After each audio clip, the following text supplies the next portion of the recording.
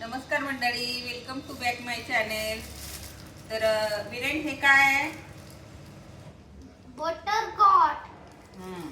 तर आपण याचा आता ज्यूस करायचा आहे. बरेच दिवस झालं आपण ह्याची भाजी केलेली नाही, तर त्यासाठी पहिल्यांदा ह्याची साल काढायची आपण अशी. आणि काय होतं, दुधी भोपळा किंवा दोडकं हे जर घेऊन आलो ना आपण भाजीला, तर त्याच्यासाठी एक ट्रिक असती. तर आपण त्याची थोडीशी साल अशी चाटून बघायची. जर तो कडू असला तर तो खाण्याच्या लायक नाही, आणि दोडका असला कडू लागला तर त्याची भाजी कडू होती.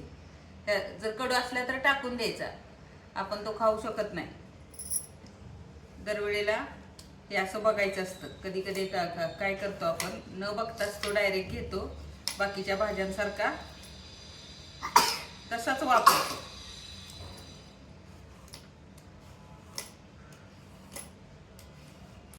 तर हा आता मी बरेच दिवस खाण्यात नाही आलेला दुधी भोपळा.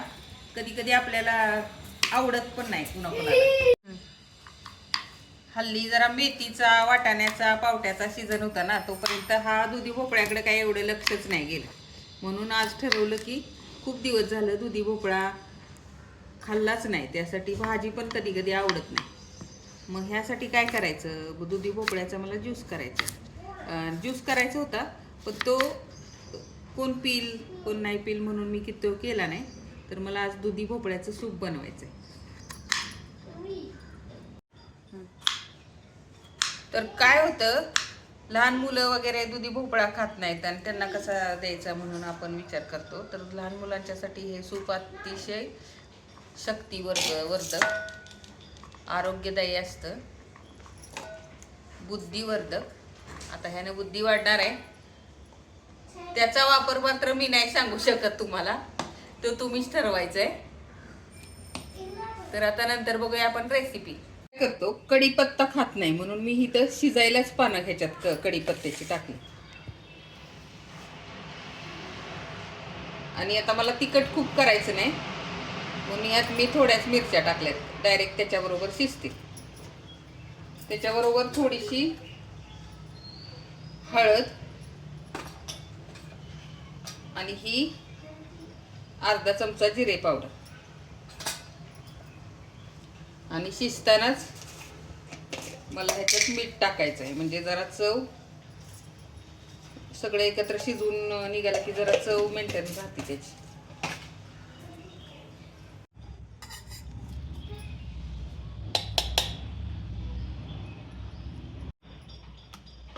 आपल्याला तुपातच फोडणी टाकायची आहे, म्हणजे वरतून तूप टाकायला नको. आणि फोडणीला जे टाकायचं आहे ना, ते मी आधीच टाकून म्हणजे ह्याच्यात शिजायला घातलंय.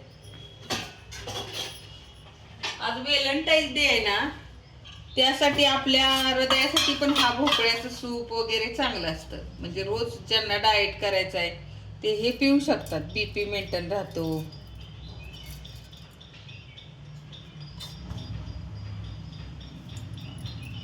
म्हणून मी थोडीशी मोहरी फक्त टाकली.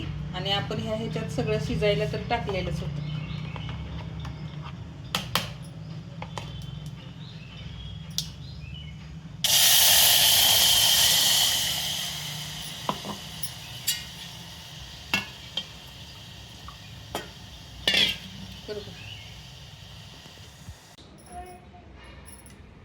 छान झालंय सूप.